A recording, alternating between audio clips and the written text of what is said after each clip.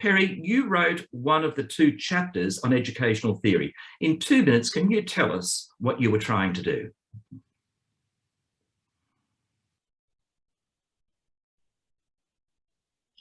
There we go. Okay, am I coming through now? Yeah. It's a hard act to follow, David. You did a very insightful approach to understanding the book as a whole.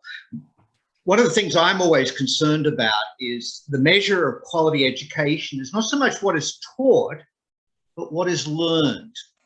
Any sort of curriculum or technique or delivery strategy rises or falls on the quality of learning that takes place.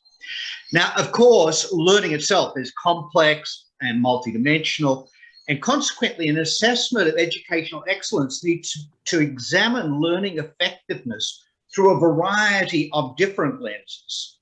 And this is what I've tried to do with my chapter, The Educational Efficacy of TEE, a conversation with key learning theories.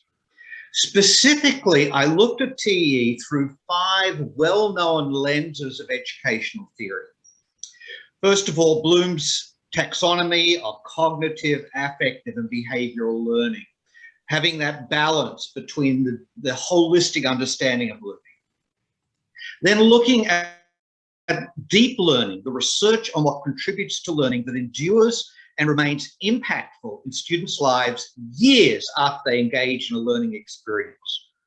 Then I looked at experiential learning theory, which focuses on the profound impact of the dialogue between theory and practice on what takes place in learning. I looked at models of adult learning rather than children's learning. And finally, very significant, the model of transformative learning theory, because we're really concerned to see people change and transform through the learning that they do with us. In each of these models, I found the TEE measures extremely well through these learning theories. And that's why I chose the title, The Educational Efficacy of TEE. Now, we live between Christ's redemption and return. There's always room for improvement. And so the end of my chapter is actually some recommendations for how we could move from good to even better, ways that we could strengthen the educational quality of TEE. And I hope in reading the chapter, you'll be both encouraged by what is and challenged to what might be in the future. Thanks, Perry. Let's go to